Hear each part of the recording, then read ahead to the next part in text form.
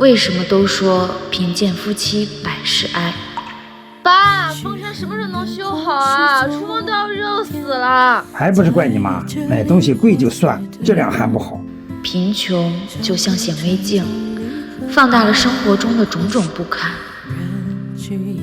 我说你妈败家，买这么些抽纸，都够买好几袋卷纸了，这日子过好才怪。这日子过成这样，到底是我败家，还是你没本事啊？我没本事啊，家里的一切不都花我的钱？我要不是为了你们娘俩，我日子又过得这么苦。我们争执的从来不是道理，你就知道而是谁窝里横，心里的苦有本事你更多。出去横去！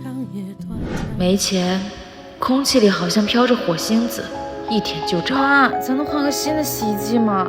每次洗完衣服都有一股酸味儿，而且感觉穿在身上痒痒的。这得问你爸，他什么时候挣到钱，咱就换。你什么意思啊？你说我不挣钱就是了。我什么意思？那你挣的钱呢？我怎么就没见到钱的影儿呢？你说一家3口人就我一个人挣，我还得怎么挣啊？你一天天在家倒是享福了，我呢？啊！张强，你说话有没有良心啊？天天的我洗衣服、做饭、收拾家，你干过活吗？我累得一天累得跟狗似的，谁干的？有时候一个意外，琪琪你怎么了？琪琪，就能让整个家摇摇欲坠。初步诊断是尿路感染的症状，先去缴费吧。你说你平时都是怎么照顾闺女的？你真是什么事都干吧？我照顾的不好，你天天都不在家，家里的大大小小的事情还不都是我在做？行了，这大几千的医药费摆在面前呢，你拿不出钱来，说什么都白瞎。你但凡要是像别的男人那样能挣钱，吵什么吵？到底治不治？不想过了就离，离就离。妈，我真是上辈子欠你们老张家的，这辈子让我碰上你和你爹。你说你都这么大的人了，还照顾不好自己，快吃吧。反观那些家境好的家庭，因为物质上的宽裕，自然少了柴米油盐的烦恼。嗨，待会儿吃完饭我帮你修修。没事没事，直接换一台就行了。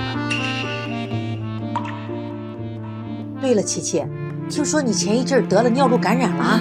医生说是卫生问题，这么大的孩子也不知道自己讲点卫生。这也不能全怪孩子，你手里沾点脏东西就容易生病。我上次去你们家看你们家那洗衣机啊，都长霉斑了，你们平时肯定是没想着清理。你等一下，我去给你拿个东西。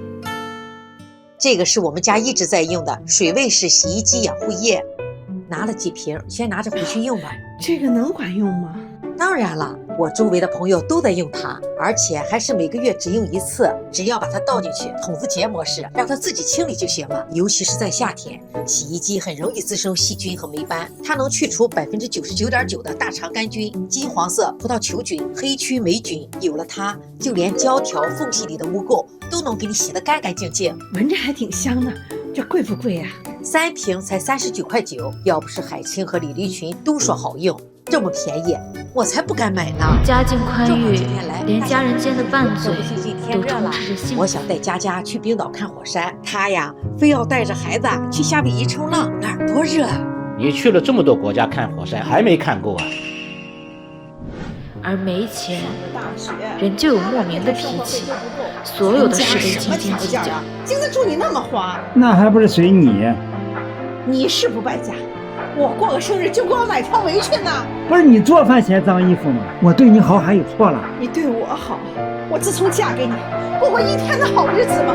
能不能别吵了？没有钱怎么了？没有钱你们就要互相捅刀子吗？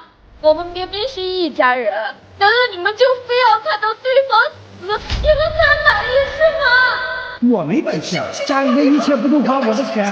我要不是为了你们娘俩，我日子要过得这么苦。